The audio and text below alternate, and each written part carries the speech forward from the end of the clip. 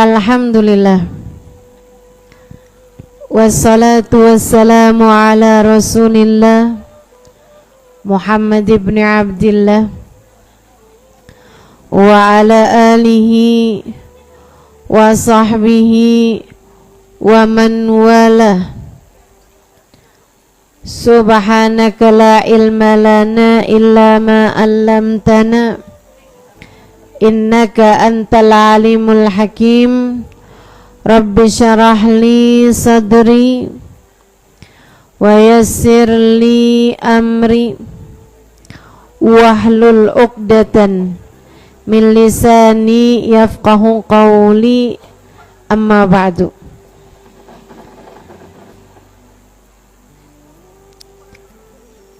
Sama-sama kita hormati, kita muliakan keluarga besar Pondok Pesantren As-Sadiqat,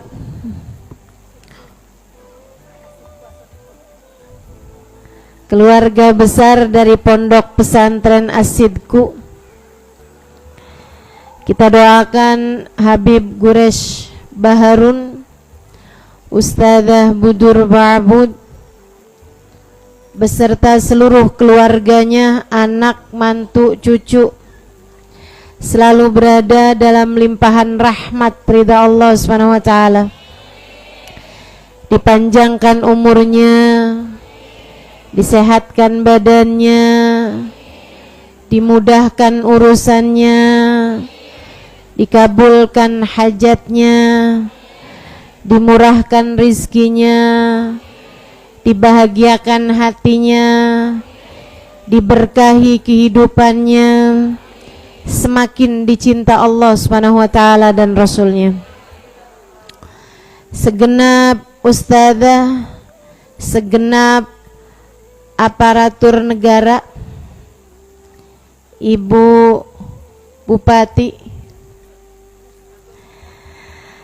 juga segenap pimpinan-pimpinan pondok pesantren, segenap pimpinan-pimpinan majelis ta'lim, segenap syaraif yang semoga semuanya dimuliakan Allah Subhanahu wa taala, diberkahi Allah Subhanahu wa taala, semakin dikaruniakan kemanfaatan dalam kehidupannya bagi umat Islam insyaallah.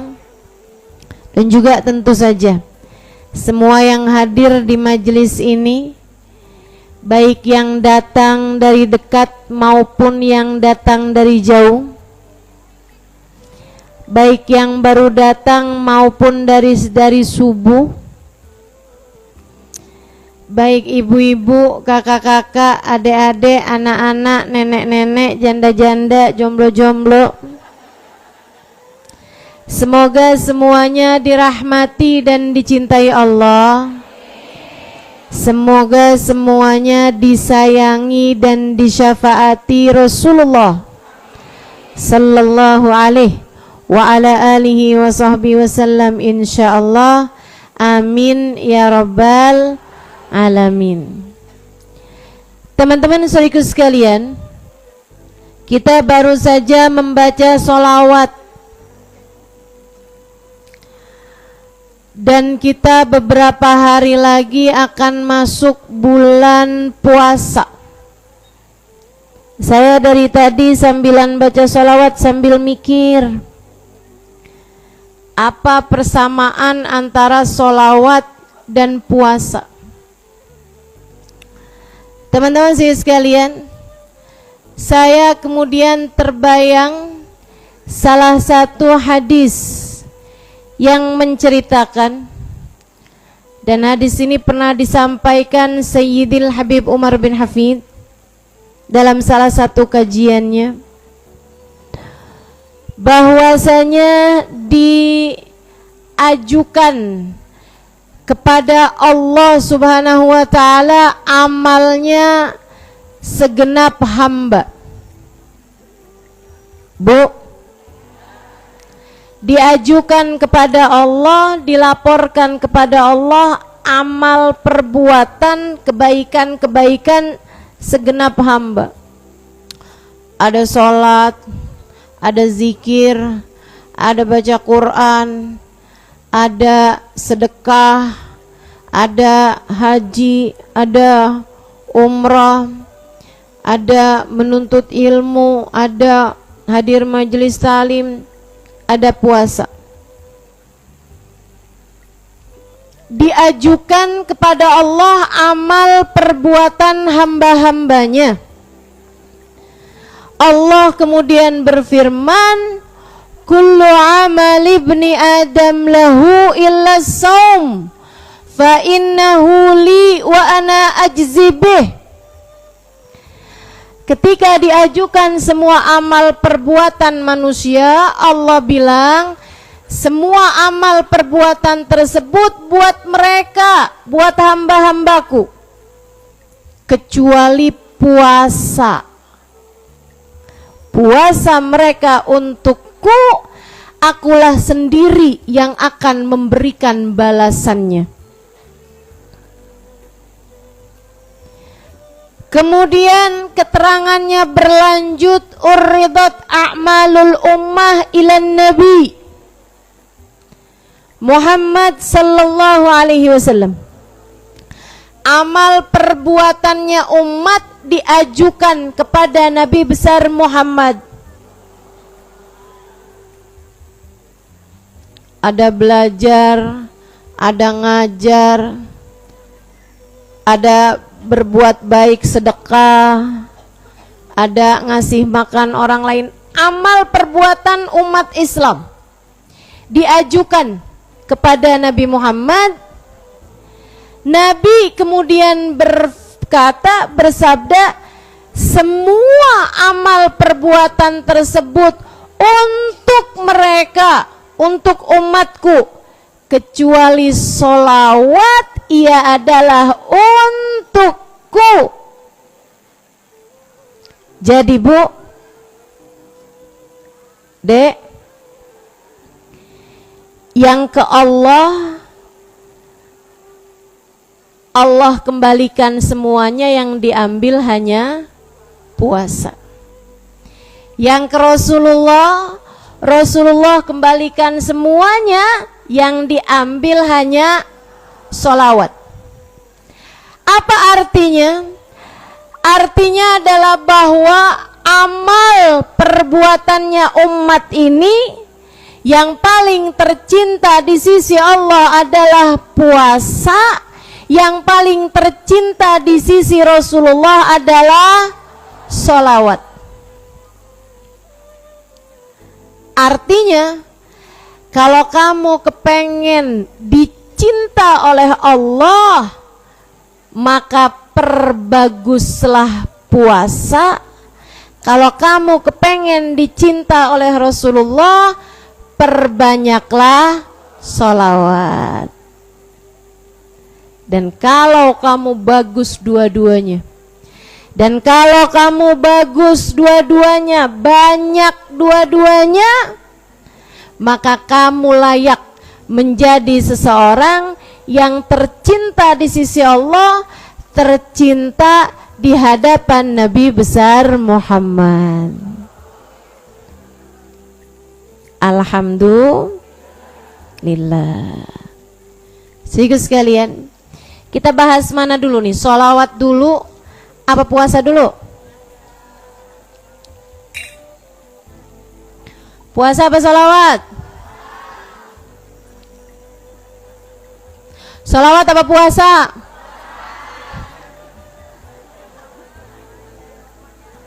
Puasa. Sehingga sekalian yang saya muliakan, Allah tuh suka bener sama puasa. Kenapa? Puasa jadi amal paling disuka sama Allah. Saudaraku sekalian yang saya muliakan, satu, karena puasa itu gampang ikhlasnya, nggak gampang kelihatan puasa itu. Betul? Nih kayak lagi kumpul semua begini nih, kalau ada yang berdiri kelihatan apa nggak kelihatan? Kelihatan. Kalau ada yang lagi berzikir, bertasbih gitu, kelihatan apa nggak kelihatan? Kelihatan. Kalau ada yang lagi sholat tiba-tiba berdiri dia sholat gitu, kelihatan apa enggak? Tapi kalau ada yang puasa apa yang nggak puasa nih, kelihatan apa nggak kelihatan? Nggak kelihatan. Nggak kelihatan. Karenanya puasa itu ibadah yang lebih gampang ikhlasnya semestinya. Kalau nggak diceritain. Karenanya aneh kalau ada orang puasa tapi suka cerita-cerita. Puasa se-RW se-RT tahu semua. Bahkan sekarang udah nggak terima se-RT se-RW, Bu. Semedia sosial tahu semua. Indahnya buka puasa bersama Mayhubbi. Hari Senin gini nih. Nulis statusnya begitu. Sehingga sekalian saya muliakan, tar jam 3 pagi jangan lupa sahur ya guys.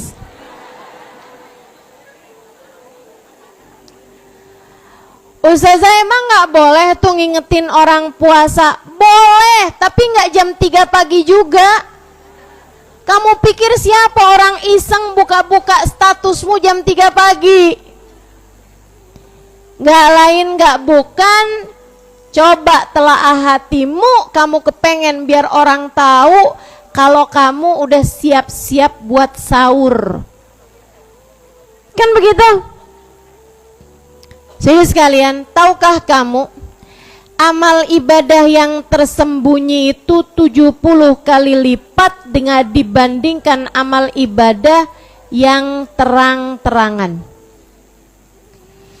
Kamu kalau tahajud orang gak ada yang tahu dan gak kamu ceritakan kepada siapa-siapa, pahalanya 70 kali lipat dibandingkan dengan tahajud yang kamu ceritain kepada orang lain. Ini kalau sama-sama ikhlas. Gimana kalau nggak diceritain ikhlas? Kalau diceritain jadi ria, kalau diceritain jadi ujub, teman-teman saya sekalian. Kalau diceritain jadi bangga hati. Kalau seperti ini malah dikhawatirkan pahalanya menjadi sangat minim sekali, sangat sedikit sekali. Puasa, sembunyiin. Sampai Habib Umar pernah cerita nih, setan tuh emang paling susah banget ngadepin orang ibadahnya sembunyi-sembunyi. Ini keren.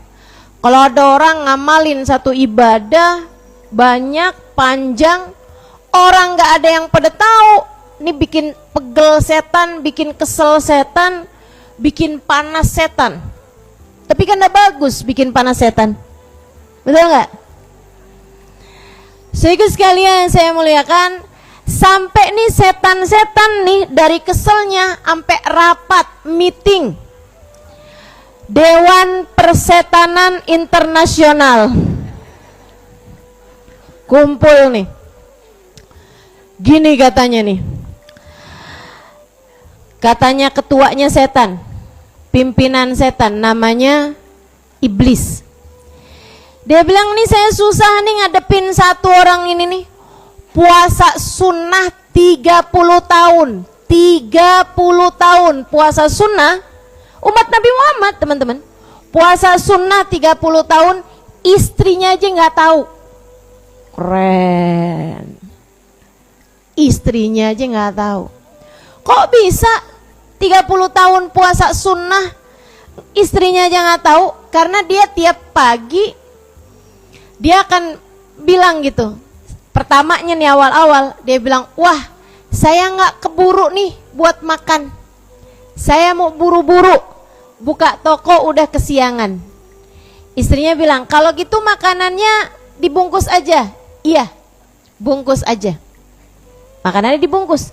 Dia nggak bohong, dia memang nggak keburu buat makan, karena memang tergesa-gesa mau ke. Dia nggak bilang dia puasa atau dia nggak puasa gitu. Dia bilang, saya tidak punya waktu untuk makan. Udah tuh, dia bawa makanannya. Nanti sampai di sana dikasihin orang makanannya, disedekahkan. Dia pulang-pulang sore bawa kurma tuh, pergi ke masjid buat sholat maghrib. Nanti begitu kedengeran azan, ya dia iseng duduk kayak baca Quran atau apa, dia makan tuh kurma. Nanti pulang malam-malam, pulang habisnya Isya, baru dia makan sama istrinya. Terus gitu, setiap hari. Istrinya nggak tahu kalau dia puasa, nggak pernah dia ceritain sama siapa-siapa, teman-teman. Nggak pernah. Antara dia mau Allah 30 tahun. Iblis bilang, nih gimana nih caranya nih ngadepin nih orang. Kita godain, kita gangguin biar sekurangnya dia cerita mengenai puasanya. Ada salah satu dari setan tersebut, kecil-kecil cabai rawit. Ini cerita pernah diceritakan Sayyidil Habib Umar bin Hafid. Ya, guru saya, guru kita. Setan kecil-kecil cabai rawit ini pura-pura jadi pembeli. Dia tukang jual daging di pasar. Datang nih si setan. Abisnya dia bilang sama iblis, kayaknya nih urusan saya nih. Saya nih yang bisa ngadepin orang-orang ikhlas model begini nih. Gampang dah. Setan, dia kan boleh aja ujub sama dirinya sendiri. Jadi sekalian datanglah nih si setan ini, nyerupain orang. Dia bilang, Pak, beli dong dagingnya. Kasih duit 150.000. Kan dapat sekilo ya, sekitar. Misal gitu ya, dilayanin dapat sekilo. Pak, tambahin dong Pak dagingnya. Saya hari ini puasa loh Pak. Ditambahin sama tuh orang, sama pedagang itu, yang puasa 30 tahun pedagangnya. Setan bilang lagi, Pak, saya puasa loh Pak. Kok tambahinnya dikit sih Pak? Tambahin lagi dikit lagi dagingnya. Bapak nih nggak tahu orang puasa kayak gimana fadilahnya. Saya nih puasa Pak, Bapak tahu nggak? Nih hari nih Pak, saya puasa 3 hari. Masa tambahinnya sedikit doang Pak? Tambahin lagi. Ya ampun Pak, 3 hari loh Pak saya puasa. Tambahin lagi dikit lagi. Aduh Bapak nggak ngerti-ngerti, nambahinnya dikit-dikit doang. Pak, saya nih puasa 3 hari loh Pak. Bapak kasih 3 kilo aja pantas puasa saya 3 hari. Tambahin lagi gitu. Pak, 3 hari Pak saya puasa Pak.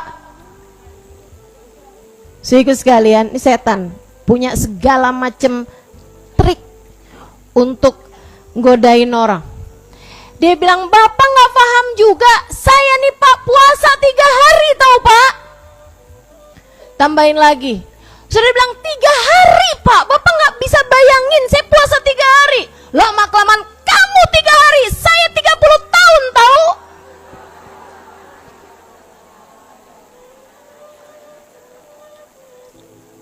Masya Allah. Dia bilang, ya udah kalau gitu, itu aja kok yang saya mau. Saya kepengen kamu ceritain tentang puasa 30 tahun kamu itu. Masya Allah. Jadi sekalian saya muliakan, hati-hati sama setan. Setan tuh kalau sampai menjelma manusia gitu, itu pengapesan, udah nggak punya cara lain. Ya, nggak punya cara lain, dia kemudian menjelma manusia gitu. Kalau buat orang-orang kayak kita nih, teman-teman, itu setan nggak usah pakai menjelma. Kita percaya sama setan ini gampang banget. Kamu sekarang udah mulai soleha, alhamdulillah. Dulu tuh ya, kamu hidup dalam masa jahiliyah emang. Tapi sekarang kamu memang sudah ketemu petunjuk jalannya, soleha kamu tuh. Sholat udah nggak pernah tinggal, ibadah udah nggak pernah tinggal, kayaknya udah tinggal sejengkal lah mau masuk surga. Yang lain-lain tuh kan ikutan ngaji juga, tapi hatinya nggak berubah-berubah kayak kamu, masih bisa jahat mulu sama orang. Ih, emang dasar. Masya Allah.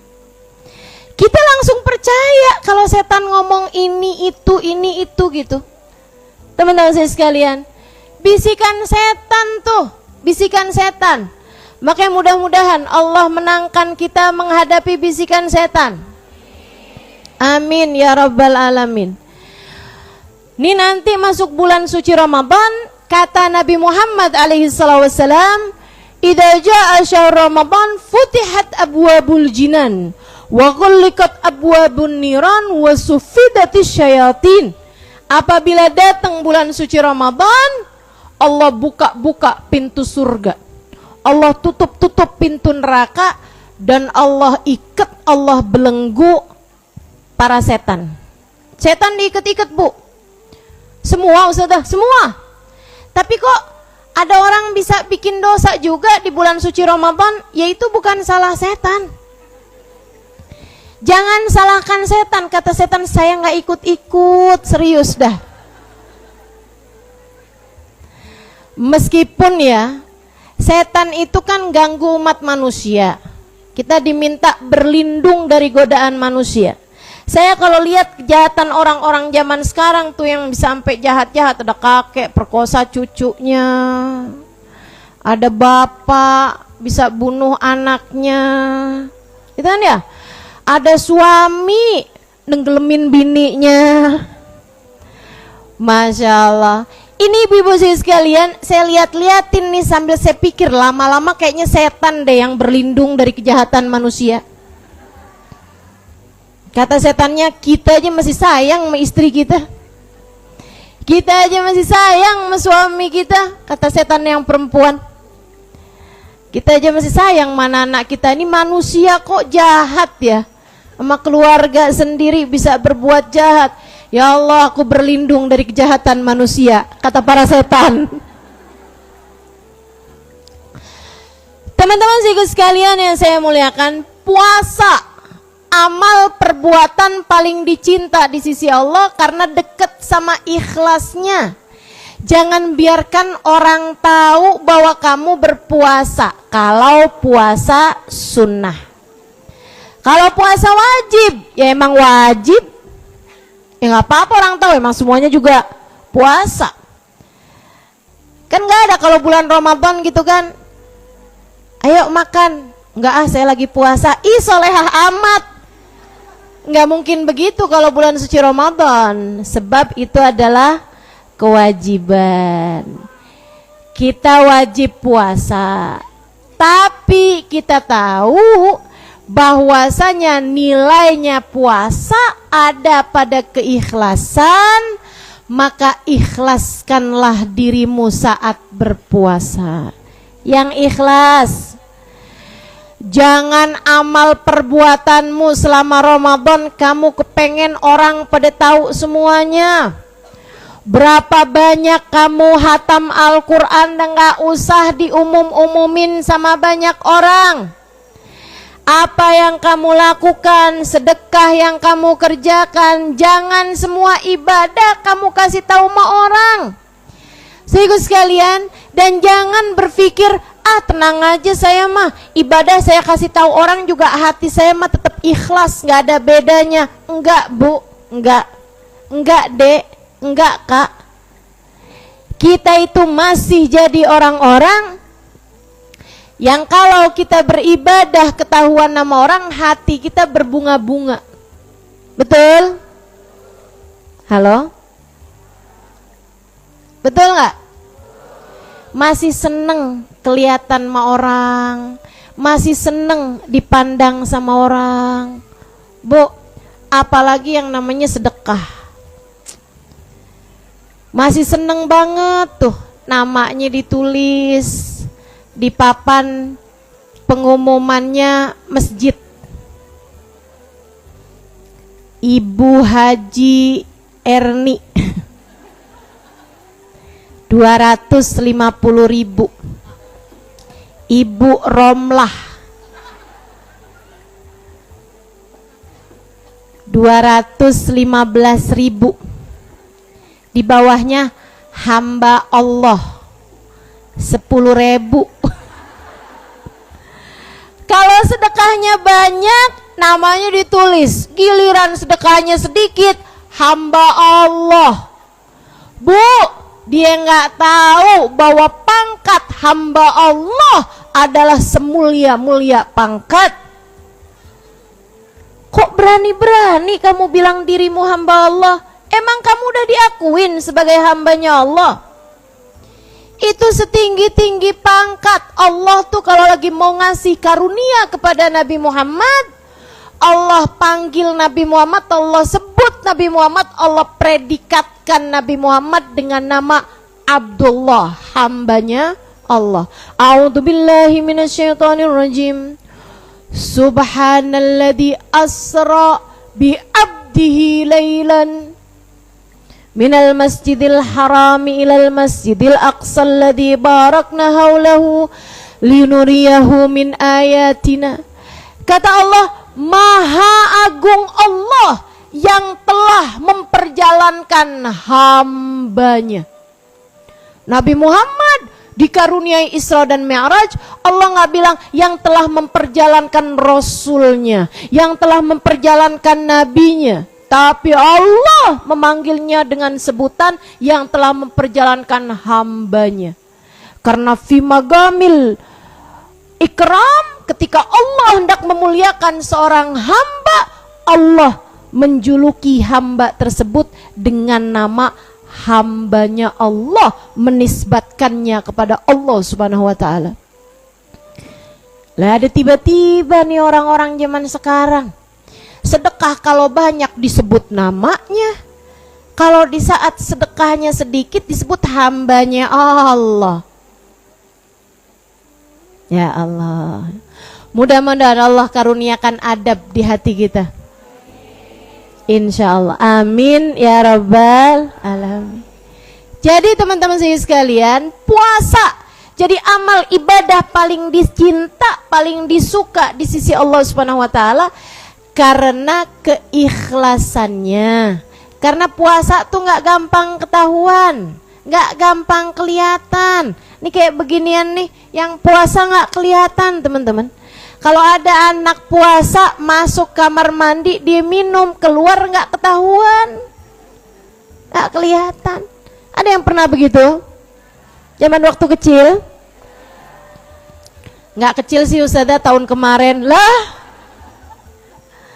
Masya Allah. Sehingga sekalian yang saya muliakan, jadi puasa dicinta di sisi Allah karena ikhlas. Sehingga sekalian saya muliakan, yang kedua, puasa menjadi amal yang paling dicinta Allah Subhanahu wa ta'ala karena puasa itu jenis ibadah meninggalkan kesenangan. Meninggalkan kesenangan. Dan itu Allah suka. Sehingga sekalian, katanya seorang ulama, la antaraktu asya'an ashtahi ahabbu ilayya min an aqumal lail kullah. Kalau tidak salah Sufyan Ats-Tsauri yang mengatakan ini ya.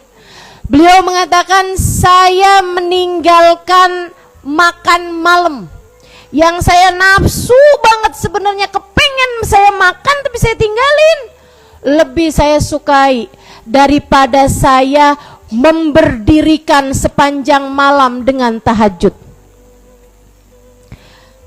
Saya tahu nih buat diri saya nih, ibadah saya tuh, dia bilang, lebih baik saya ninggalin sesuatu yang saya sukai, itu lebih naik cepat kehadirat Allah daripada saat kita mengerjakan ibadah yang kita udah terbiasa mengerjakannya.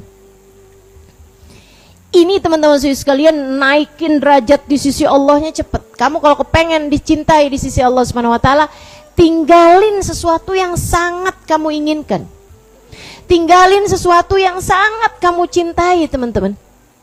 Makanya Imam Ghazali ketika ditanya sama orang, ma ahabbul a'mal indallah, wahai Imam, apa amal ibadah yang paling disukai di sisi Allah? Kata Imam Ghazali, yang paling berat kamu lakukan atau meninggalkan sesuatu yang paling kamu inginkan. semakin berat kamu mengerjakannya, disitulah nilai ibadahnya. Kata Imam Ghazali nih, kalau orang hobinya tidur malamnya panjang itu, ibadah paling bagus buat dia adalah tahajud. Karena ninggalin kesenangan tidur. Kalau orang hobinya makan, ibadah yang paling bagus bagi dia adalah menahan lapar. Kalau ada orang, dia puasa kuat, tahajud kuat, ibadah yang paling bagus buat dia, karena ternyata dia itu urusan sama duit megangnya kayak pegang nyawa.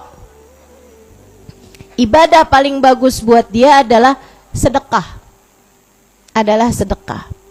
Jadi sekalian saya muliakan, jadi orang tuh masing-masing. Nah, karena puasa berisi meninggalkan kesenangan yang secara umum manusia memang sangat menyukainya, maka pada saat itu puasa, menahan lapar, menahan hubungan intim bersama dengan pasangan, ini adalah sesuatu hal yang paling cepat mendekatkan seorang hamba kepada Allah Tuhannya. Saya ingat ayahnya guru saya, namanya Habib Muhammad bin Abdullah Al-Haddar, ayahanda dari Hubabah kita, Hubabah Ummu Salim, Hubabah Nur, Hubabah Maryam, Hubabah Syarifah, Hubabah Tolha. Ini kayaknya semua Hubabah pernah nih saya bawa kemari nih. Betul ya? Kecuali Hubabah Maryam mungkin ya, belum ada pondok pesantrennya ya. Hubabah Maryam almarhumah Al-Haddar ya, Hubabah Maryam Al-Haddar belum sempat datang kemari, beliau sudah wafat. Jadi sekalian saya muliakan, tapi sisanya nih putri-putrinya Habib Muhammad bin Abdullah Al-Haddar banyak yang datang kemari. Beberapa diantaranya saya yang menerjemahkan beliau. Teman-teman sekalian saya muliakan, nih ayahandanya itu punya anak-anak laki perempuan hampir semuanya jadi ulama, teman-teman. Habib Muhammad bin Abdullah Al-Haddar, dan beliau sendiri adalah guru dari Sayyidil Habib Umar bin Hafid. Kebayang kayak apa agungnya, kayak apa kemuliaan beliau. Habib Muhammad bin Abdullah Al-Haddar ini cerita yang saya dengar secara langsung dari putri beliau Hubabah Maryam almarhumah, istri dari Habib Zain bin Smith Madinah. Kita doakan mudah-mudahan beliau panjang umurnya, sehat badannya, biar terus bisa memberkahi kita sekalian insyaallah. Istri dari Habib Zain bin Smith, Hubabah Maryam, itu beliau pernah bercerita. Beliau bilang, Halimah, abah saya itu orang yang kuat. Kuat apa Hubabah? Kuat ibadahnya, kuat mujahadahnya. Makanya dia jadi seorang hamba yang tercinta di sisi Allah Subhanahu wa taala. Doanya mustajab, hatinya luar biasa indahnya. Karamah, pemilik karamah, teman-teman sekalian. Keramat yang memang benar-benar keramat Habib Muhammad bin Abdullah Al-Haddar. Ini sekalian, oh ya, sebelum saya ceritakan nih tentang kisah ini ya, terkait dengan mujahadah beliau menahan diri dari hawa nafsu. Habib Muhammad Al-Haddar nih meninggal dunia, teman-teman. Meninggalnya di Mekah. Jadi makam beliau ada di Ma'la, ada di Hajun, dekat area makamnya Sayyidah Khadijah bintu Khuwailid. Beliau kuburnya kan itu kan memang setiap berapa tahun kan kuburan dilipat tuh, digali lagi buat kubur orang lain lagi gitu. Saat dibalik tuh tanahnya tuh ada satu jenazah yang terpelanting masih utuh, bahkan kainnya masih putih. Padahal itu udah tahun hitungannya. Mereka biasanya tandain tuh, kalau jenazah nggak bisa kemakan tanah, ditandain di atasnya, taruhin batu atau apa gitu, biar nandain kalau yang ini jenazahnya nggak bisa dimakan tanah. Itu teman-teman dibuka sama mereka, penasaran siapa nih jenazahnya nggak bisa kemakan tanah. Begitu dibuka, kabarnya keciuman bau wangi, dan bahkan bibir beliau itu masih merah, bukan kayak baru meninggal tapi kayak masih hidup. bibirnya tuh masih merah. Jadi sekalian, orang kemudian saling tanya-tanya, siapa nih, ada yang kenal nggak? Ada yang kenal nggak? Tukang penggali jenazah. Seorang di antara mereka pas lihat dia bilang, oh iya ini saya kenal. Ini namanya Muhammad bin Abdullah Al-Haddar. Yang saya mau ceritain ini teman-teman, jenazahnya nggak bisa dimakan rayap tanah. Ulama, sahib karamah, pemilik kekeramatan yang luar biasa keramat. Habib Muhammad bin Abdullah Al-Haddar, teman-teman saya sekalian, Babah Maryam bercerita, kapan waktu tuh Abah ada nyebut-nyebut, ini makan daging kambing guling nih, kambing bakar nih, enak nih. Sampai dari kepengennya makan daging bakar ini teman-teman, kambing bakar ini, beliau tuh sampai kayak agak semacam nabung, padahal beliau nggak biasanya gitu, kayak ngumpulin duit gitu buat beli kambing. Biasanya asal ada duit ya udah keluarin aja gitu, ada yang disedekahin, dipakai buat belajar ini, pakai buat, pokoknya dikeluarin gitu. Ini kayak agak nyimpen sedikit gitu, nyimpen gitu kan, sampai akhirnya kumpul tuh duit buat beli kambing. Belilah beliau kambing. Beliau bahkan sembelih pakai tangannya sendiri Halimah. Ketahu Babah nih, dari kepengennya kayaknya tuh ya makan kambing bakar gitu. Abis disembelih beliau potong-potong sendiri, beliau bagi-bagi. Segitunya tuh orang soleh nih. Dia kepengen kambing, bukan kemudian dipotong-potong ditaruh kulkas. Itu mah kamu, itu mah saya. Sambil mikir, yang ini buat sop, yang ini buat sate, yang itu buat masak kecap, yang itu buat gulai, yang ini buat, waduh tuh kita tuh yang punya kerjaan kayak begitu. Orang soleh nggak gitu, hamba Allah nggak gitu. Sehingga sekalian, beliau abisnya potong-potong tuh daging, beliau sisi-sisikan, kemudian beliau bilang, yang ini buat janda yang sebelah sono tuh, kesian sama anak-anak yatimnya. Yang ini kasihin buat nenek-nenek yang ada di ujung jalan sana. Yang ini kasihin buat anak-anak di pondok pesantren sana. Yang ini kasihin, sampai hanya tersisa cuman beberapa kilo gitu dari si kambing itu, cuman dikit lah gitu, bagian paha doang kayak begitu kan. Beliau bilang, yang ini biar ibu kamu Maryam yang masak, dia masaknya paling enak. Habib Muhammad bin Abdullah Haddar punya beberapa orang istri. Dia bilang, umi saya diminta buat masak karena memang masakan umi saya yang paling enak. Dia bilang, umi saya masakin Halimah sampai kayak sepenuh hati banget, mau nyuguhin buat suaminya gitu, kayak enak banget. Dia bilang, sampai ketika tuh daging udah mateng, kami pun menyuguhkannya di hadapan ayahanda. Suguhin, waktunya makan. Abah saya buka tudung saji, ngeliat tuh daging. Beliau liatin aja lama banget, nggak dimakan-makan. Jadi sekalian, kita ngelihatnya kayak yang nggak sabar gitu kan. Ya ampun tuh, udah pakai segala nabung, pakai nyembelih sendiri, pakai potong-potong sendiri, pasti udah ngebayangin nih makanan nih dari sejak kapan nih. Itu sama beliau diliatin aja, lama tuh daging dilihat. Sampai sesudah beliau kemudian ngambil kain, dia taruh piring tersebut di atas kain, diikat kain tersebut, kemudian panggil salah satu anaknya, nak kirimkan ini ke rumah anak-anak yatim di ujung jalan sana. Kami anak-anaknya kaget setengah mati. Saya bilang sama abah saya, bah, nggak enak ya bah dagingnya bah. Pasti enak banget nak. Abah kok sekarang nggak mau makannya lagi bah? Abah udah nggak selera, selera banget nak. Terus kenapa abah nggak makan?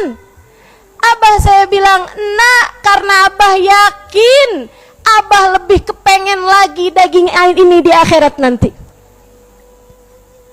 Karena Abah yakin kebutuhan Abah akan daging ini di akhirat nanti lebih perlu lagi. Maka Abah kirimkan kepada anak-anak yatim biar mereka memakannya di dunia untuk Abah tagih nanti di akhirat. Untuk Abah tagih nanti kesenangan tersebut di akhirat. Tuh, kenapa puasa bisa menjadi amal ibadah yang paling dicinta Allah Subhanahu wa taala? Karena dalam puasa kamu diharapkan meninggalkan kesenangan. Kesenangan apa? Kesenangan makan, kesenangan minum sepanjang siang dari pagi sampai sore.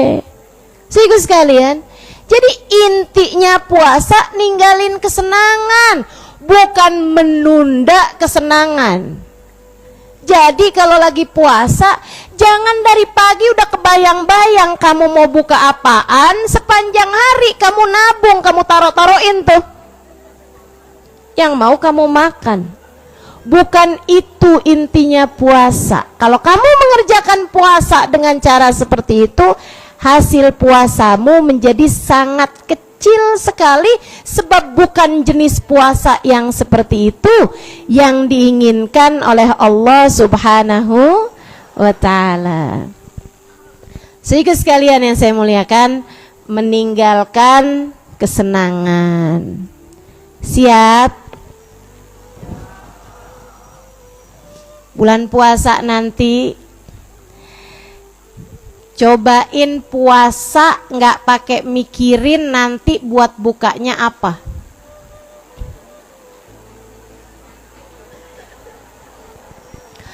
Cobain puasa yang kamu kalau mikir kepengen ini, jangan dibikin, jangan dimasak, jangan dibeli, yang lain aja. Sehingga sekalian, kalau lagi puasa itu Bu, kamu nggak usah mikir-mikirin makanan yang enak apa, minuman yang enak apa. Emang yang namanya puasa mah yang nggak enak aja jadi enak kok. Betul? Bu, nggak usah beli segala macam aneka sirup yang ada di. Masuk Kak. Fadal.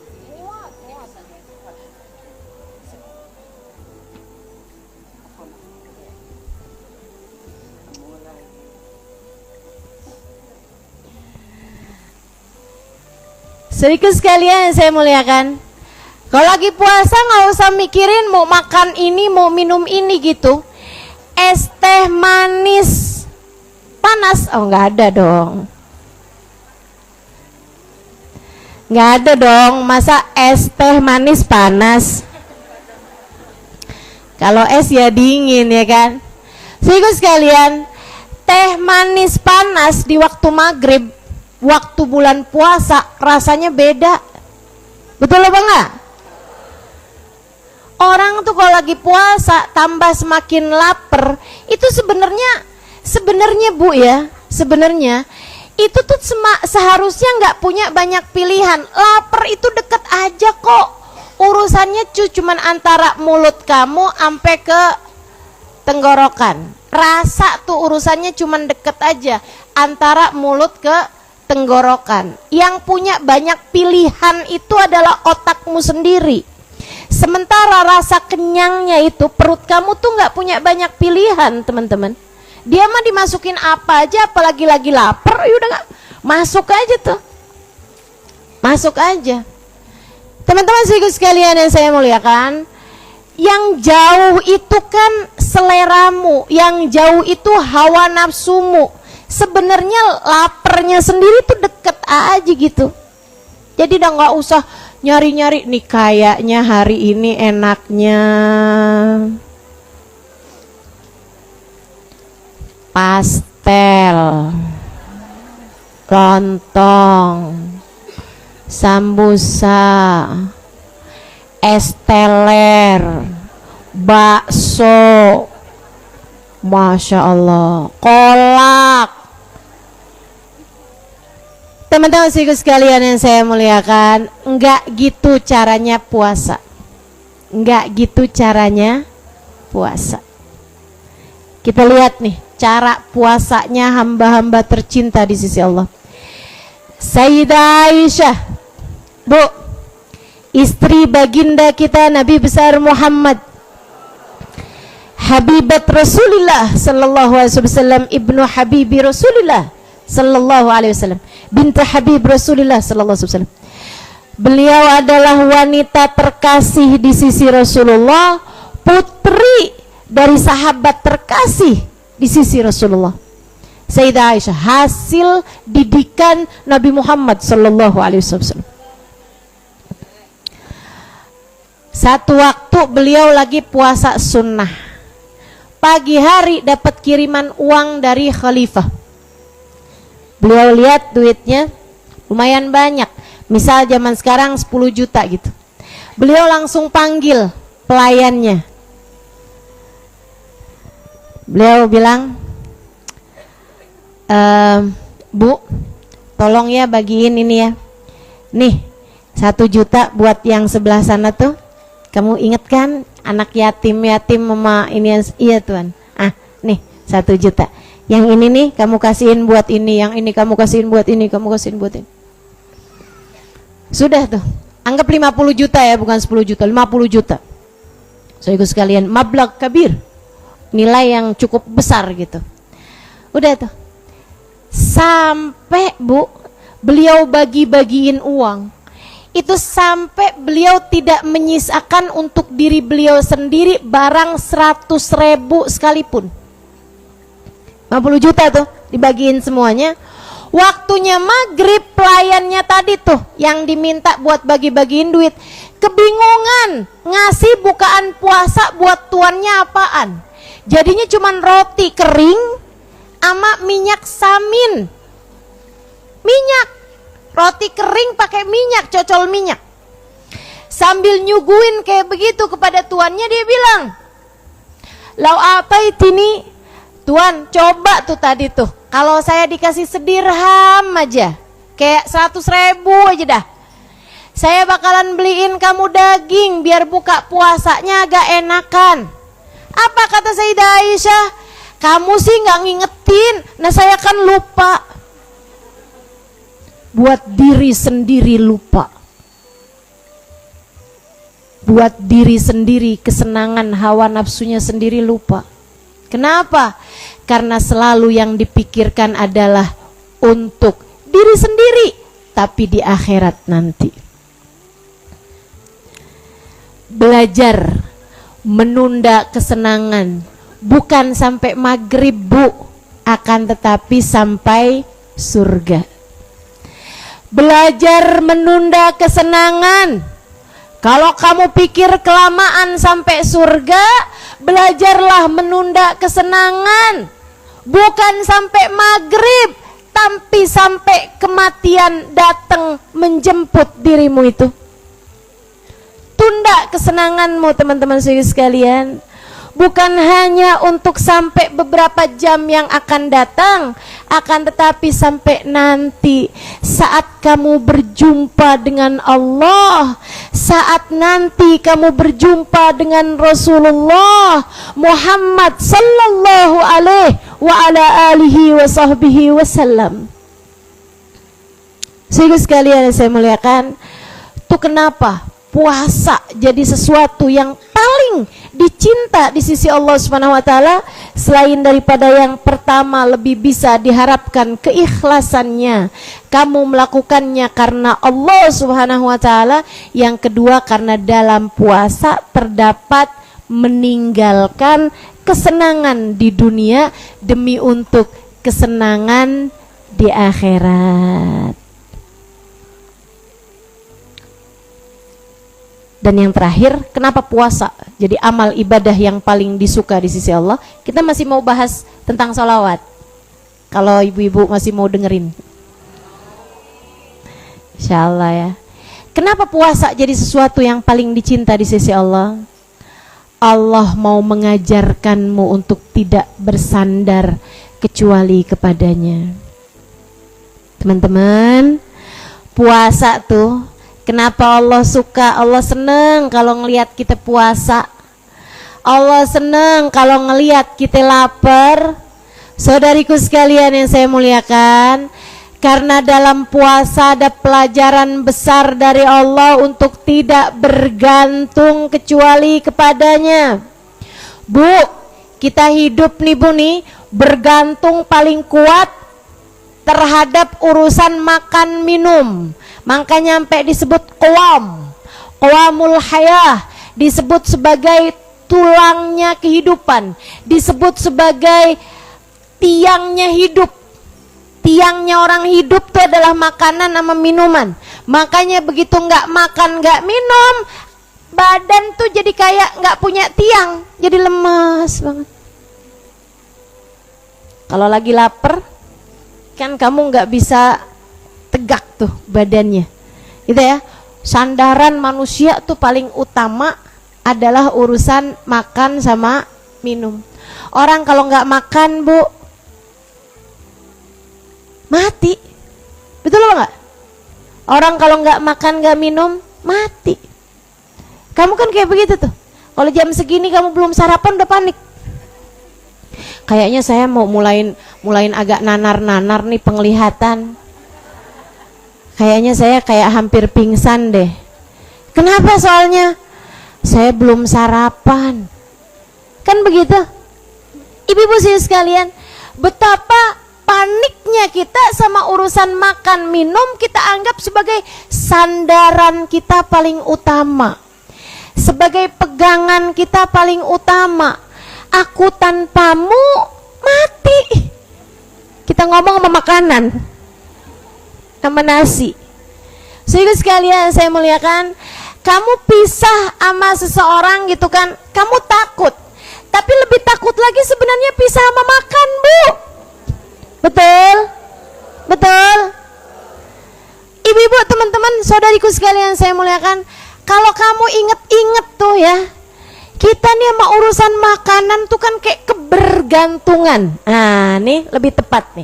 Kebergantungan kita terhadap urusan makanan. Allah tuh ibu-ibu sekalian, kenapa seneng banget sama puasa? Karena Allah dalam puasa mau mengajarkan kita, kamu tuh dalam hidup tidak sebegitunya bergantung sama makanan. Kamu tuh dalam hidup bergantungnya adalah kepadaku, bukan kepada makanan. Sehingga sekalian, itu sebabnya kenapa banyak hamba-hambanya Allah Subhanahu wa ta'ala yang bahkan bisa bertahan hidup cukup lama tanpa makan, tanpa minum. Tahukah kamu Sayyidil Faqihil Muqaddam Muhammad bin Ali Ba'alawi, teman-teman sekalian saya muliakan, berbulan-bulan tanpa makan, tanpa minum, ala ghaibubati, beliau berada dalam keadaan ghaibubahnya, beliau berada dalam keadaan ketidaksadaran dirinya, antara dia sama Allah Subhanahu wa ta'ala, antara beliau sama Allah Subhanahu wa ta'ala. Tidak masuk satu tetes pun minuman, tidak masuk dalam tubuhnya satu pun makanan selama berbulan-bulan lamanya. Kullu syai'in halikun illa wajha wa ana min nuri wajhi. Sayyidina Al-Faqihul Muqaddam, di masa-masa itu beliau kayak nggak sadarkan diri. Oh, diinfus barangkali Ustaz? Oh, enggak ada infus, enggak ada apa teman-teman saya sekalian. Beliau aja dalam keadaan tidak sadarkan diri antara ruh beliau dengan Allah Subhanahu wa ta'ala. Dan di masa-masa seperti itu beliau mengulang-ulang firman Allah Subhanahu wa ta'ala, kullu syai'in halikun illa wajha, semua yang ada di semesta ini akan hancur kecuali Allah Subhanahu wa ta'ala, kecuali wajah zat Allah Subhanahu wa ta'ala. Dan beliau kemudian berkata, wa ana min nuri wajhih, dan aku adalah bagian dari cahaya zatnya Allah. aku tidak akan pernah terhancurkan. Wali min auliyaillah, kekasih Allah Subhanahu wa taala, manusia paling agung, walinya Allah terbesar yang ada di kota Hadramaut Tarim, teman-teman saya sekalian, Yaman sana itu. Kota Tarim, wali paling besarnya Faqihul Muqaddam Muhammad bin Ali Ba'alawi. Saya mengijazahkan kepada semua yang hadir di tempat ini, silahkan bertawassul kepada Sayyidina Al-Faqihul Muqaddam Muhammad bin Ali Ba'alawi, seorang wali besar. Kalau kamu mau tawassul sama beliau, bacanya begini: Ya Rabbana yassir lana umurana bijahi Sayyidina Muhammad bin Ali Ba'alawi. Ya Rabbana yassir lana umurana bijahi Sayyidina Muhammad bin Ali Ba'alawi. Coba bersama-sama saya. Ya Rabbana yassir lana umurana bijahi Sayyidina Muhammad bin Ali Ba'alawi. Ya Rabbana yassir lana umurana bijahi Sayyidina Muhammad bin Ali Ba'alawi. Sayyidina Al-Faqihul Muqaddam Muhammad bin Ali Ba'alawi. Itu artinya tadi apa? Ya Rabbana yassir lana umurana, ya Allah mudahkanlah urusan saya ini ya Allah. Kalau lagi ada kesulitan apa aja, silakan kalian bertawassul, meminta kepada Allah dengan keberkahan Sayyidina Muhammad bin Ali Ba'alawi. Kamu bilang, ya Allah mudahkan urusan saya dengan keberkahan Sayyidina Muhammad bin Ali Ba'alawi. Baca terus. Itu adalah ijazah dari Sayyidina Ali bin Muhammad Al-Habsyi Sahibul Maulid. Ya, silahkan untuk teman-teman mengamalkan ini. Mudah-mudahan ijazahnya tersambung dari saya. Saya ijazahkan kepada semua yang hadir di tempat ini. Silakan jawab, qabiltul ijazah. Ini Sayyidina Muhammad bin Ali Ba'alawi. Teman-teman saya sekalian, berbulan-bulan tidak ada makanan, minuman sampai ke perut beliau. Hidup. Karena memang sejatinya manusia hidup bukan dari makanan, bukan dari minuman, akan tetapi dari kehidupan. Yang kehidupan itu adalah pemberian Allah. Nah, Allah mau latih kita nih. Untuk kamu tuh bergantungnya bukan sama makanan kok. Kebergantunganmu itu bukan sama minum kok. Kamu bisa kok berjam-jam tanpa makan, 14 jam, 15 jam, 16 jam tanpa makanan, kamu kuat. 16 jam kuat. Yang kamu nggak kuat tuh kalau aku lepas, kata Allah. Yang kamu nggak kuat tuh kalau aku lepaskan. Makanya kepada hamba-hamba Allah yang beriman, Allah perintahkan kepada kita berpuasa. Teman-teman saudaraku sekalian, buat ngajarin hati kita jangan terlalu panik sama lapar.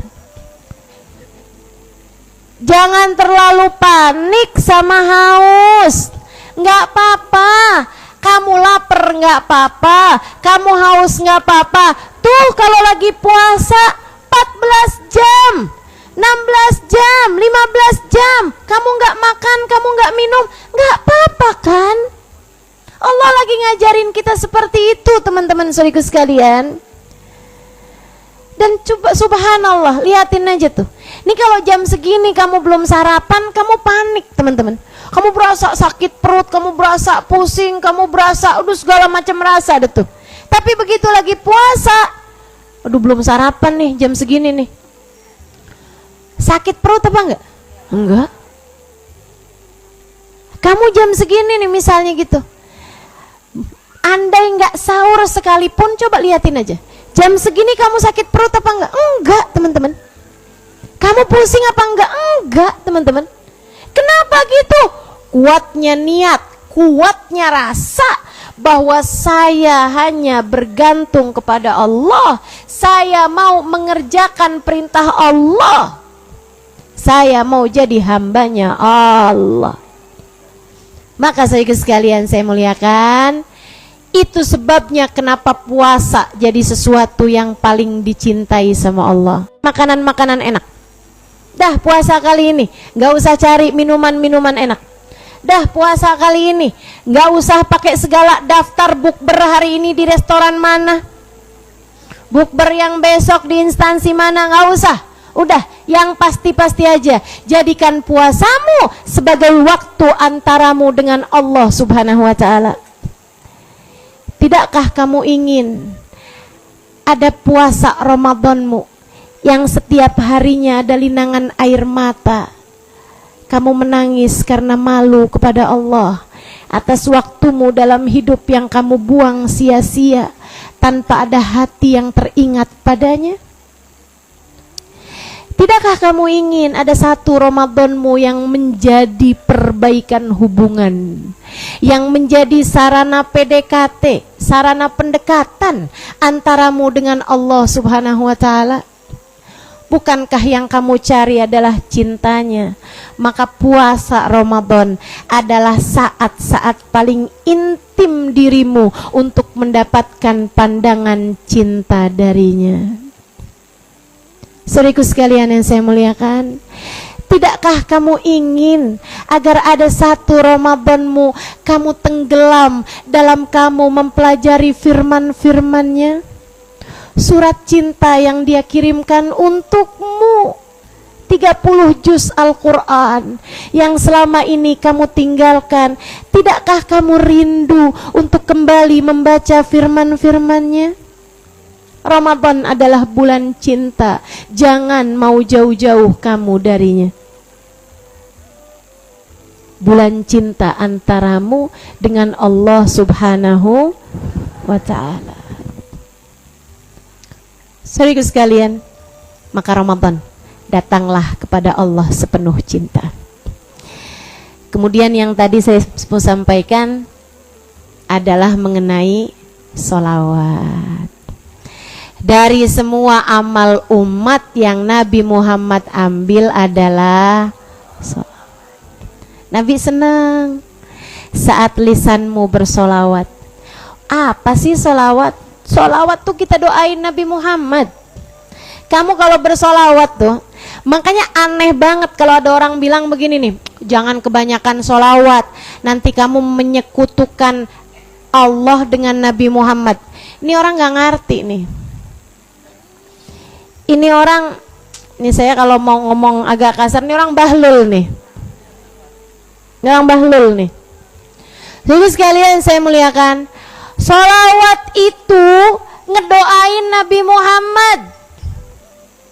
Masa orang yang didoain kita mau sekutukan dengan yang kepadanya kita berdoa?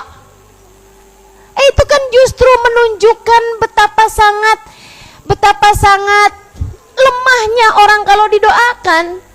Sehingga sekalian, kita kalau baca salat Allahumma sholli ala Sayyidina Muhammad, ya Allah, limpahkanlah rahmatmu kepada Nabi Muhammad. Kita minta kepada Allah agar Allah mencintai Nabi Muhammad, menyayangi Nabi Muhammad, merahmati Nabi Muhammad. Bagaimana mungkin kita mengkultuskan Nabi Muhammad kalau justru kita malah mendoakan Nabi Muhammad? Paham maksud saya? Teman-teman sekalian saya muliakan, ini sholawat. Makanya kenapa para ulama senang bersolawat? Karena dalam sholawat ada zikrun Nabi sekaligus ada zikrullah. Nginget Allah dan nginget Nabi Muhammad kumpul dalam sholawat. Sholawat tuh nggak disebut sholawat kalau yang disebut cuma nama Nabi Muhammad, nggak ada jemput nama Allah. Apa itu? Waktunya udah habis. Bel pintu. Sehingga sekalian yang saya muliakan, dikirain saya ditegur, udahan Ustazah, udahan. Ini kok pas banget lagi saya nyebut-nyebut sholawat. Jangan-jangan. Sehingga sekalian saya muliakan, maksudnya jangan-jangan yang mencet bel itu orang dari sebelah mana nih? Dari orang mana gitu. Sehingga sekalian saya muliakan, sholawat nggak disebut sholawat kalau yang disebut cuma nama Nabi Muhammad. Solawatan apa bukan nih? Kalau saya bilang begini nih, Muhammad, Muhammad, Muhammad, solawatan bukan? Disebut solawat tuh kalau ada nama Allahnya yang disebut. Mau Allahumma sholli ala Sayyidina Muhammad, mau sallallahu ala Sayyidina Muhammad, pokoknya ada Allahnya baru disebut solawat. Jadi sekalian, terus kalau pembahasannya kayak gini, Ustazah, kenapa kita perlu bersolawat? Solawat tuh kan artinya mendoakan semoga Nabi Muhammad dapat rahmat. Emang Nabi Muhammad belum dapat rahmat? Emang Nabi Muhammad perlu tambahan rahmat? Saudaraku sekalian yang saya muliakan, kamu ketika bersolawat, kamu mendoakan semoga Allah menambahkan rahmat pada diri Nabi Muhammad. Apakah artinya Nabi Muhammad perlu rahmat? Tidak. Bagaimana perlu rahmat jika Nabi Muhammad adalah rahmatnya Allah? Innama ana rahmatun muhdah, kata Nabi Muhammad SAW. Dalam salah satu hadisnya, Nabi Muhammad mengatakan, sesungguhnya aku adalah rahmat Allah yang dihadiahkan di atas muka bumi ini. Sesuai dengan firman Allah dalam Al-Quran, a'udzubillahi minasyaitonirrajim, wa ma arsalnaka illa rahmatan. Tidaklah kami utus engkau wahai Nabi Muhammad melainkan sebagai rahmat kami bagi semesta. Engkau adalah rahmat kami yang kami hadiahkan, yang kami utuskan kepada semesta ini. Maka bagaimana mungkin rahmat memerlukan rahmat? Nabi nggak perlu sama rahmatnya Allah Subhanahu wa taala. Tapi kok kita diminta untuk banyak-banyak bersolawat kepada Nabi Muhammad, mendoakan Nabi Muhammad agar dapat rahmat. Saudaraku sekalian yang saya muliakan, ini para ulama mengatakan semacam menuangkan air, susu atau apapun ke gelas yang sudah penuh. Apa yang akan terjadi? Luber. Kenapa Nabi Muhammad menyuruh kita, menganjurkan kepada kita, menyarankan kepada kita untuk memperbanyak bersolawat kepada beliau, mendoakan beliau agar beliau mendapatkan rahmat dari Allah Subhanahu wa taala? Karena Nabi Muhammad berharap agar kalian mendapatkan luberan yang tertuang kepada Sayyidina Muhammad. Sebab antiknya, hebatnya solawat, kalau kita menuangkan kepada sesuatu yang sudah penuh, luberannya seukuran sama yang dituangkan. Akan tetapi solawat kepada Nabi Muhammad tidak demikian. Luberannya jauh lebih banyak daripada yang kamu tuangkan. Allah Subhanahu wa ta'ala melipat gandakan sekurangnya 10 kali lipat, sesuai dengan hadisnya Nabi Muhammad, man shalla alayya marratan sallallahu alaihi biha asyra. Siapa yang bersolawat kepadaku 1 kali, Allah akan bersolawat padanya 10 kali lipat. Allah akan bagi rahmatnya 10 rahmat.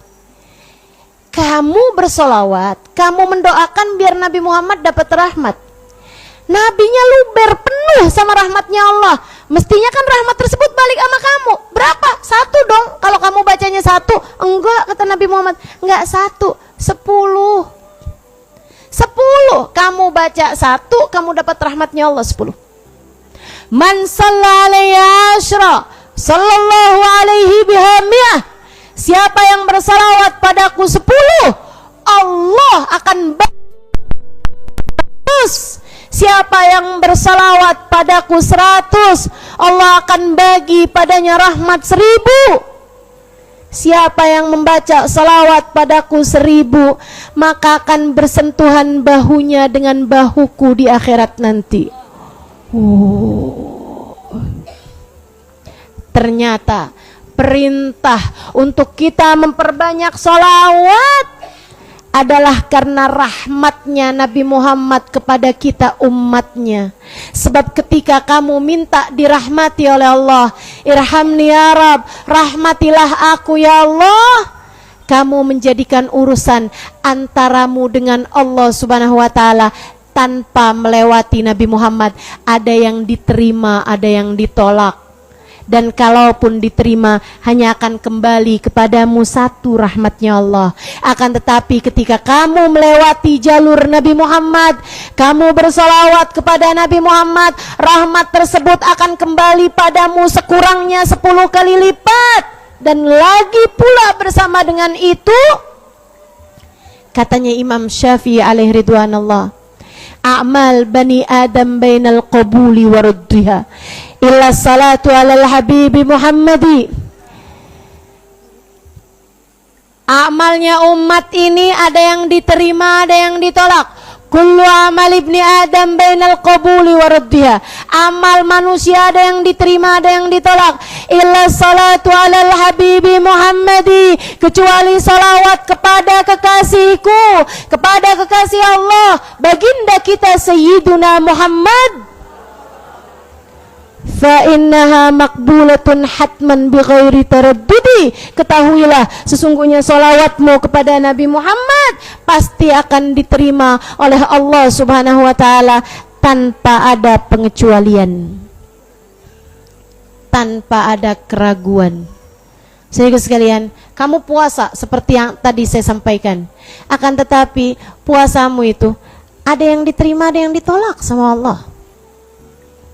Saudara sekalian, bahkan orang haji udah nabung, daftar berpuluh tahun baru bisa berangkat, keluarin harta nggak sedikit, ninggalin keluarga, waktunya juga nggak sebentar. Ada yang 40 hari, kalaupun paling sebentar 2 minggu, teman-teman saudara sekalian, ninggal keluarga, ninggal perusahaan, ninggal pekerjaan, ninggal segala macem deh, ninggal tanah airnya dia. Saudara sekalian, segitunya udah besar pengorbanannya, segitunya udah besar harta yang dikeluarkannya. Bainal qabul wa raddiha, tetap ada yang diterima, ada yang ditolak. Allah kalau mau tolak haji seseorang, ditolak aja sama Allah, Allah nggak peduli. Akan tetapi ada satu amalan yang andai kamu baca dengan riya sekalipun, biar orang-orang tahu nih suara saya bagus, saya kemudian baca, kata Allah, aku akan terima juga ia di sisiku. Kenapa ya Allah? Penuh cacat amal ini ya Allah. Adakah engkau berkenan untuk menerima juga? Aku terima juga. Kenapa begitu ya Allah? Sebab ketika kamu bersolawat kepada kekasihku Muhammad, tak lagi kulihat siapa yang bersolawat. Aku hanya mau melihat kepada siapa solawat tersebut ditujukan. Ia ditujukan kepada kekasihku Muhammad. Maka aku akan menerima solawat umat meskipun cacat. Aku akan menerima solawat umat meskipun penuh dengan aib. Dan akan menerima solawat sebab kekasihku Muhammad. Sebelum aku sampaikan solawat tersebut kepada kekasihku, aku akan terlebih dahulu menghias-hiasnya sehingga ia akan menjadi indah ketika sampai di hadapan kekasihku Muhammad. Saudariku sekalian yang saya muliakan, maka ketika Nabi Muhammad memintamu untuk perbanyaklah solawat kepadaku, itu adalah karena kasih sayang utuh dari hati Nabi Muhammad untuk kita umatnya. Beliau hendak membuatkan untuk kita segitiga cinta antara kita dengan Allah lewat Nabi Muhammad, antara kita dengan Nabi Muhammad. Beliau mintakan kepada Allah. Maka bersolawatlah kepada Nabi Muhammad, bersolawatlah kepada Nabi Muhammad. Bersolawatlah kepada Nabi Muhammad. Saudaraku sekalian, nih ya, poin terakhir yang mau saya sampaikan mengenai solawat. Allah itu ketika memerintahkan sesuatu, teman-teman, Allah tuh bisa aja bilang kayak begini, wahai hambaku, aku telah banyak memberi kepadamu, maka berikanlah apa yang sudah aku beri kepadamu kepada hamba-hambamu yang lain. Bisa Allah bilang begitu? Allah bisa aja bilang, aku telah berbuat baik pada kalian, maka kalian berbuat baiklah kepada yang lain. Bisa. Akan tetapi Allah tuh kalau mau nyuruh, kita nyuruh aja. Allah nggak ngasih tahu bahwa Allah sudah melakukannya, teman-teman. Enggak. Allah tuh kalau nyuruh sholat, sholat aja. Allah bilang sallu, aqimus sholat. Allah nyuruh kita buat bayar zakat, atuz zakah, kata Allah. Allah perintahkan kita buat puasa, kutiba alaikumusiyam, kata Allah Subhanahu wa taala. Allah perintahkan kita buat haji, atimul hajj wal umrata lillah. Sempurnakanlah haji dan umrah kalian karena Allah. Allah mau perintah sama kita, perintah aja, teman-teman, kecuali solawat. Allah tuh ketika mau memerintahkan kita bersolawat, Allah pakai cerita gini nih. A'udzubillahi minasyaitonirrajim. Diawali dengan cerita, innallaha wa malaikatahu yusalluna 'alan nabi. Sesungguhnya Allah dan segenap malaikat-malaikatnya bersolawat kepada Nabi Muhammad. Kenapa nggak pakai bilang sallallahu 'alan nabi? Sungguhnya Allah dan para malaikatnya telah bersolawat kepada Nabi Muhammad. Allah nggak bilang begitu, telah bersolawat, enggak. Allah juga enggak ngasih taunya itu sedang bersolawat atau akan bersolawat, enggak. Akan tapi Allah bilangnya innallah wa malaikatahu yusalluna 'alan nabi. Sesungguhnya Allah dan segenap malaikat-malaikatnya bersolawat kepada Nabi Muhammad. Pakai sigat mudhari. Ini nih kalau yang belajar bahasa Arab rada lamaan tahu. Salah satu fadilahnya, salah satu faidahnya sigat mudhari, fi'il mudhari, li faidatil istimrar, li faidatil istimrar. Buat yang belajar nahu, kalau nahunya udah nyampe ke alfiyah tuh, nah itu kamu akan dikasih tahu faidahnya setiap kata-kata. Emang rada lamaan belajarnya ya. Makanya teman-teman, adik-adik yang belajar pondok pesantren nih, jangan sambil-sambilan aja dek belajarnya dek, yang bener-bener biar kamu banyak ngerti banyak hal. Sebab kalau kamu ngerti banyak hal, kamu akan tahu betapa rahmatnya Allah kepada kita hamba-hambanya, betapa cintanya Allah kepada baginda Nabi besar Muhammad sallallahu alaihi wasallam. Itu fi'il mudhari punya faidah istimrar. Artinya gini nih, innallaha wa malaikatahu yusalluna 'alan nabi. Sesungguhnya Allah dan segenap malaikat-malaikatnya senantiasa bersolawat kepada Nabi Muhammad. Senantiasa. Sejak kapan? Sejak dulu. Sekarang lagi ngapain? Bersolawat juga. Besok-besok solawat juga. Sungguhnya Allah dan segenap malaikat-malaikatnya bersolawat kepada junjungan kita Sayyiduna Muhammad. Sampai-sampai Sayyid Muhammad bin Alwi bin Abbas Al-Maliki ketika ditanya sama orang, wahai Syekh, wahai Sayyid, ini Allah sekarang lagi ngapain? Katanya Sayyid Maliki, nah Allah udah bilang dalam Al-Quran, lagi ngapain Sayyid? Lagi bersolawat kepada Nabi Muhammad. Apa artinya solawat dari Allah? Bukan artinya Allah bilang Allahumma sholli ala Sayyidina Muhammad, enggak gitu ya. Artinya adalah Allah sedang mencintai Nabi Muhammad. Allah senantiasa menyayangi Nabi Muhammad. Allah senantiasa merahmati Nabi Muhammad. As-salah minallah ar-rahmah al-makruna bita'zim, ar-rahmah al-makruna bil mahabbah. Rahmat dari Allah artinya adalah kasih sayang dari Allah kepada Nabi Muhammad yang diiringi dengan pengagungan, yang diiringi dengan pemuliaan, yang diiringi dengan cinta yang tak terbatas, luas, tak terhingga kepada Sayyiduna Muhammad sallallahu alaihi wasallam. Allah dan segenap malaikatnya menyayangi dan mencintai Nabi Muhammad. Allah dan segenap malaikat-malaikatnya mencintai, senantiasa mencintai dan menyayangi Nabi besar Muhammad. Baru kemudian Allah kasih perintah, ya ayyuhalladzina amanu sallu alaihi wa sallimu taslima. Wahai sekalian orang-orang yang beriman, kalian masuklah ke dalam lautan cinta kami kepada Nabi Muhammad. Wahai sekalian orang yang beriman, bergabunglah bersama kami dalam samudra cinta kami kepada Nabi Muhammad. Sallu alaihi wa sallimu taslima.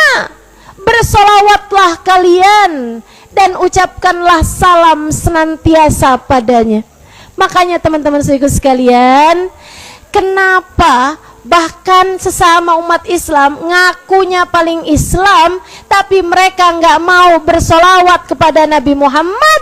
Karena mereka tidak dikehendaki oleh Allah untuk berada dalam samudra cintanya Allah.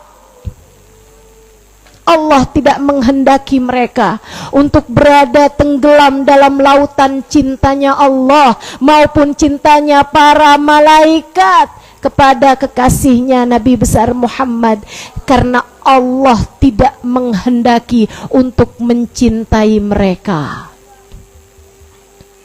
Maka saudaraku sekalian saya muliakan, carilah cintanya Allah, carilah cintanya para malaikat lewat jalur cinta kepada Sayyiduna Muhammad dengan kita bersolawat kepada Nabi Muhammad. Makanya solawat tuh jadi bernilai kalau hatimu diiringi dengan cinta. Biar ada hati, biar ada cinta di hati kita kepada Nabi Muhammad. Walaupun solawat diterima bahkan dengan tanpa khusyuk sekalipun, akan tetapi ia menjadi bermakna ketika sembari bersolawat hatimu dipenuhi dengan cinta. Makanya teman-teman, kenapa doa tuh lebih mudah diijabah ketika kita bersolawat?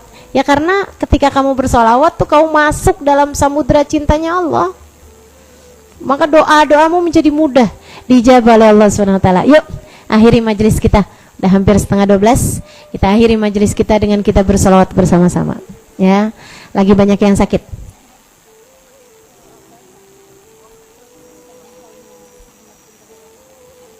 Habib Muhammad bin Tahir Al-Haddad.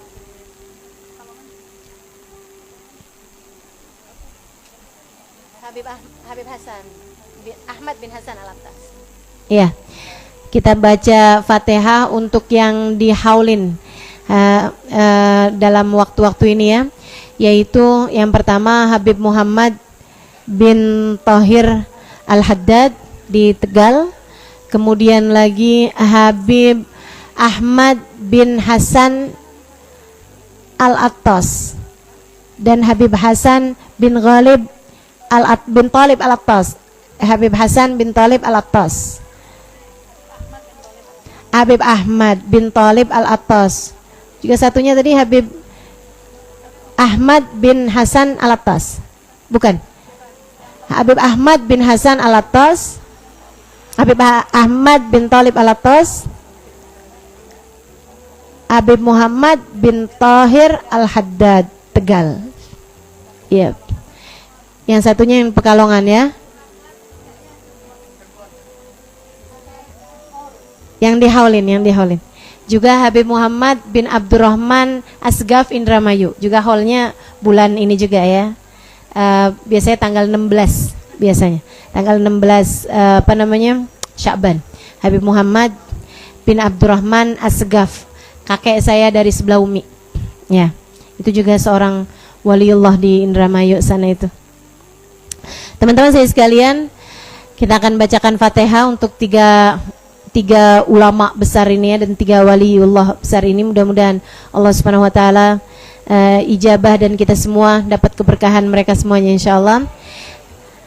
Al-Fatihah ila ruhi Al-Habib Al-Fatihah khususan ila ruh Habib Ahmad bin Ahmad bin Talib bin Abdullah Al-Attas. Innallaha yaghfir lahu wa usulihim wa furihim Allah yaghfir lahum wa yarhamuhum wa ya'li darajatin fil jannah wa yanfa'una barakatihim wa asrarihim wa anwarihim wa ulumihim wa nafahatihim fid din wa dunya wal akhirah. Al-Fatihah.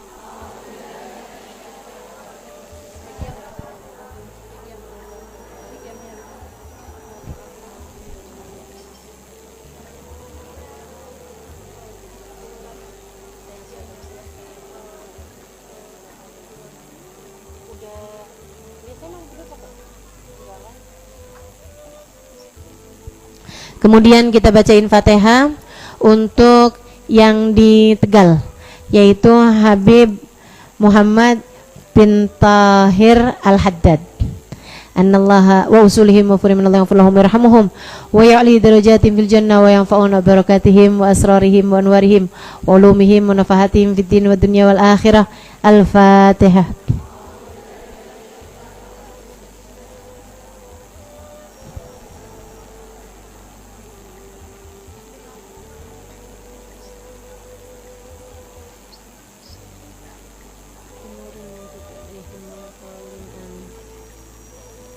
Kemudian sekali Fatihah lagi buat Habib Muhammad bin Abdurrahman Asgaf wa usulihim wa furu'ihim. Annallaha yaghfir lahum wa yarhamuhum wa ya'li darajatin fil jannah wa yanfa'una barakatihim wa asrarihim wa anwarihim wa ulumihim wa nafahatihim fid din wa dunya wal akhirah. Al-Fatihah.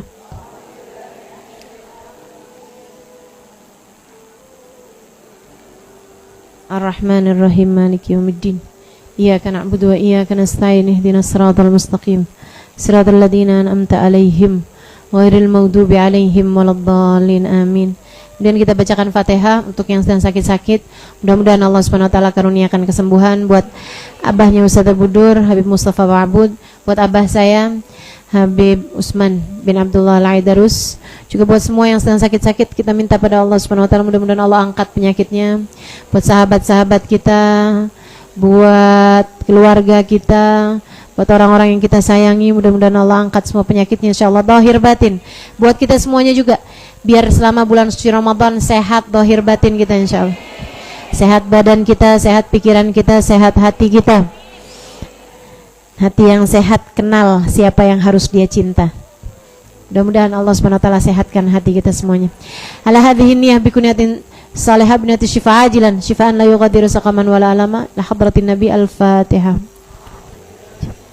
Bismillahirrahmanirrahim. Alhamdulillahirabbil alamin. Ar-Rahmanir Rahim Maliki Yaumiddin. Iyyaka na'budu wa iyyaka nasta'in ihdinas siratal mustaqim siratal ladzina an'amta 'alaihim ghairil maghdubi 'alaihim waladdallin. Amin. Kita baca shalawat Tibbul Qulub 8 kali, 5 kali tanpa lagu, 3 kalinya dengan lagu. Mudah-mudahan jadi penutup akhir tahun buat pondok pesantrennya. Maksudnya penutup masa belajar kita nih kan, kalau ngaji nih masa terakhirnya ini kan di bulan Sya'ban seperti ini ya. Kita tutup. Saya nggak tahu ini penutupannya basyair atau basyair akan tetap diadakan di bulan Ramadan nanti, tapi yang pasti penutupan akhir tahunnya orang-orang ngaji itu ya memang di bulan Sya'ban seperti ini.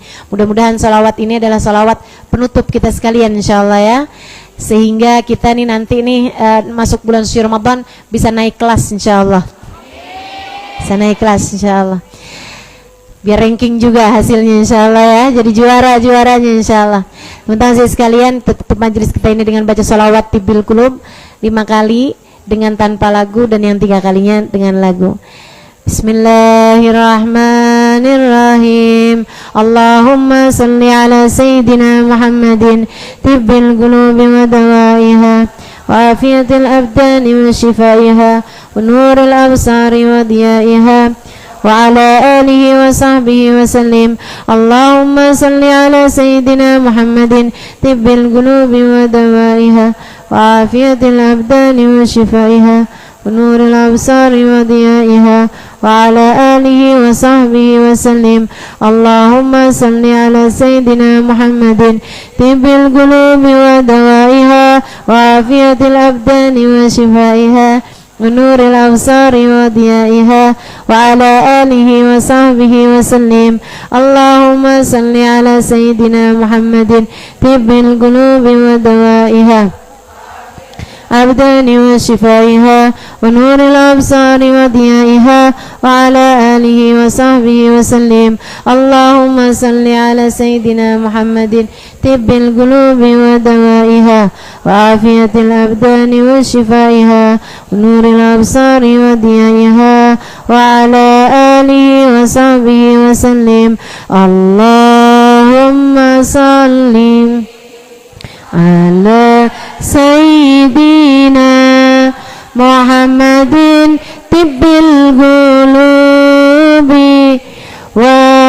ودوائها وعافية الأبدان وشفائها